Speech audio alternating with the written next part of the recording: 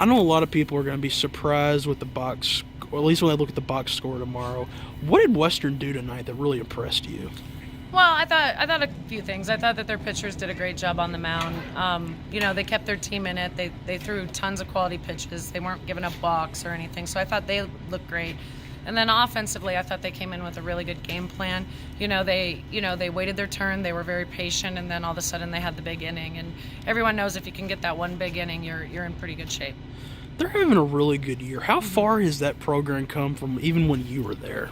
Oh, well, I think their coach has done an outstanding job. The athletes are obviously awesome. This year they have a great pitching staff. It's very deep. They have 3 pitchers that they can use at any moment. And then offensively, they have a lot of balance. They can run, they can hit with power, they can do the short game. I just think they're a really quality ball team. Speaking of pitching, we talked this weekend after the Missouri series about how you wanted your staff to get ahead in the counts. Besides the home runs in the fourth, I think, how do you think Autumn and Grace did tonight? Well, I thought that Autumn did a really good job until she did give up that one home run, and then unfortunately, she needed to gather herself a little bit better so that the second one didn't happen. But overall, I thought she threw a lot of quality pitches, and then Grace, she had that one missed pitch that resulted in the home run. But I thought overall she looked a lot better tonight than she had this past weekend.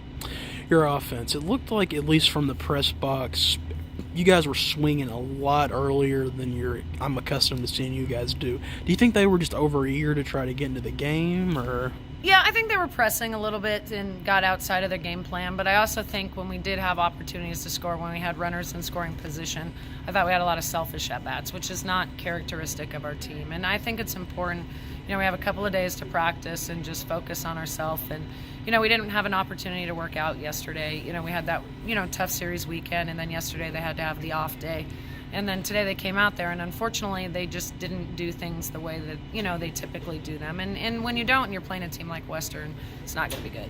How much does that off day kind of impact the competitive edge, not being able to come in and practice after a loss?